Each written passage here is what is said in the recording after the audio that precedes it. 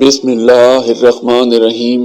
السلام علیکم معزز ویورز، آج کی ویڈیو میں ہم آپ کو مسلمان سائنسدان اور ان کے کارناموں کے بارے میں بتائیں گے۔ ابو علی ابن سینا۔ ابو علی ابن سینا، جسے مغرب میں ایویسینا کے نام سے بہتر طور پر پہچانا جاتا ہے، قابل فہم تھا۔ عصری دور تک انتہائی طبیب ان کی معروف کتاب القانون فی الطب ٹھہری۔ 700 سالوں سے یورپ میں ایک عام نصابی کتاب ابن سینا کی کاوش اب بھی قابل غور ہے۔ مشرق میں جمع ہوئے فارماکولوجی میں دیگر عام پیشکشیں کی گئیں، جیسے ابن سینا کی کتاب الشفا اور صحت عامہ میں عثمانی طور پر ان کے لیے مشہور تھے۔ اسپتالوں کی تعمیر اور ان میں اعلیٰ سطح کی حفظان صحت کے لیے میں ہر ایک شہر اسلامی دنیا میں بے شمار شاندار اسپتال تھے، اور ان میں سے بہت سے اسپیشلائزڈ تھے۔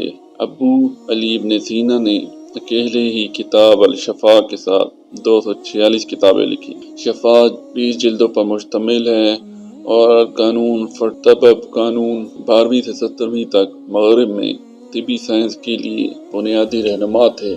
سیدی ڈاکٹر ولیم اوسلر، جنہوں نے جدید سائنس کا ارتقاء لکھا، ریمارکس دیتے ہوئے کسی بھی دوسرے کام کے مقابلے میں طویل عرصے تک طبی بائبل بنی ہوئی ہے پر مشتمل ملین الفاظ اس نے قدیم اور مسلم ذرائع سے دستیاب تمام طبی حقائق کو گراف کیا۔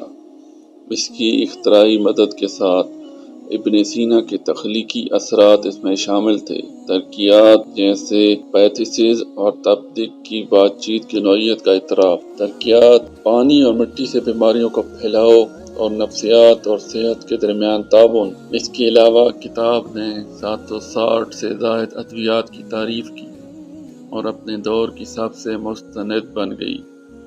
ابن سینا گردن توڑ بخار کی وضاحت کرنے والا پہلا شخص تھا، اور ایناٹومی میں ستم ظریفے کا مظاہرہ کیا۔ امراض نسواں اور بچوں کی صحت۔ طب میں یہ دلچسپی حضرت محمد صلی اللہ علیہ وآلہ وسلم کے زمانے تک چلی گئی، جنہوں نے ایک بار کہا تھا کہ ہر بیماری کا ہمیشہ علاج موجود ہے۔ وہاں اس جوہر کے ساتھ تمام مسلم دنیا میں اسپتال اور کلینک بنائے گئے تھے، جو خلیفہ نے 760 میں بنائے تھے۔ ولید بن عبد الملک دمشق میں مسلمانوں نے بہت سی ترقیوں سے لیس کیا، جیسے کہ خون کے بہاؤ اور لیدگی کے بارے میں آگاہی، اور پہلی آپٹیکری شاپس کا قیام، اور فارمیسی کا ابتدائی سکول۔ ابوبکر محمد ابن زکریا الرازی۔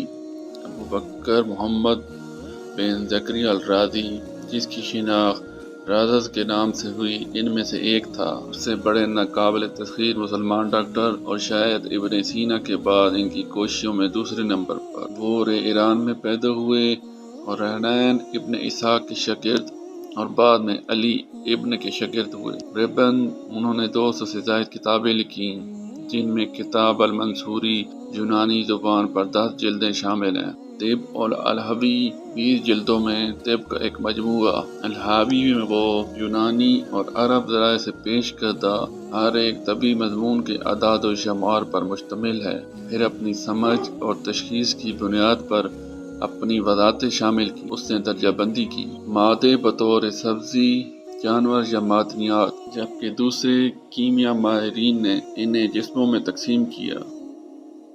روح اور روحیں۔ الرازی کو سب سے پہلے رے کے پہلے رائل ہسپتال کے کنٹرول میں رکھا گیا تھا، جس سے وہ تیزی سے بغداد میں اسی طرح کی پوزیشن پر چلا گیا، جہاں وہ اس کے مشہور مقام کا سربراہ رہا۔ طویل عرصے سے اسپتال اس نے گردے اور مثانے کی پتھری کا علاج شروع کیا اور واضح کیا۔ مختلف متعدی بیماریوں کی نوعیت انہوں نے چیچک اور خسرہ پر تحقیق کے ساتھ ساتھ دیا، اور طبی مقاصد کے لیے الکحل کا استعمال کا اعلان کرنے والا پہلا شخص تھا۔ اس کے لیے خصوصی ٹکڑا اس کا طبی نظام یہ تھا کہ اس نے درست اور کنٹرول کے ذریعے علاج کو نمایاں طور پر ترجیح دی۔ غذائیت کی مقدار۔ یہ اس کے نفسیاتی اثرات پر زور دینے کے ساتھ جمع کیا گیا۔ صحت کے پہلو: اس نے جانوروں پر سب سے پہلے ان کے اثرات کا اندازہ لگانے کے لیے علاج کی بھی توقع اور ضمنی اثرات۔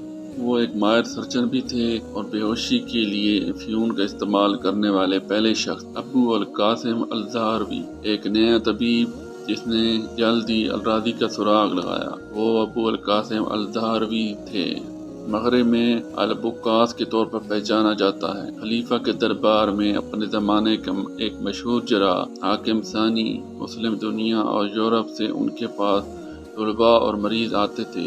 اس نے لکھا طبی انسائکلوپیڈیا التصریف لیمن ایجاد التادیف، جس میں 30 طبقے شامل تھے، جراحی کے حقائق اور 200 سرجیکل ٹولز کی ڈرائنگ، جن میں سے زیادہ اس نے خود ڈیزائن کی۔ انسائکلوپیڈیا نہ صرف طبیبوں کے لیے عام تھا بلکہ 5 دور بعد بھی اس کا استعمال کیا جا رہا تھا۔ یورپ کی یونیورسٹیوں میں سرجری سے متعلق معیاری درسی کتاب کے طور پر اس نے کئی کارنامے بھی انجام دیے۔ سیزرین جیسے پراسرار آپریشن اور زخموں کو سلائی کرنے کے لیے ریشم کے دھاگے کا استعمال کرنے والا پہلا شخص بھی تھا۔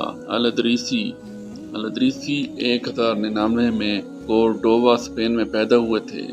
ان کی بڑی شمولیت دواؤں کے پودوں میں، جس کو انہوں نے بہت سی کتابوں میں لکھا ہے، جیسے کتاب الجامع لصفت الاشیاء النباتات۔ وہ پودوں اور اعداد و شمار پر مشتمل ہے جو پہلے بیان نہیں کیا گیا اور اسے نباتیات کے موضوع پر مرتب کیا گیا۔ اس سے بڑی تعداد میں پودوں سے نئی دوائیں ان کے جائزوں کے ساتھ میڈیکل کے لیے موزوں ہیں۔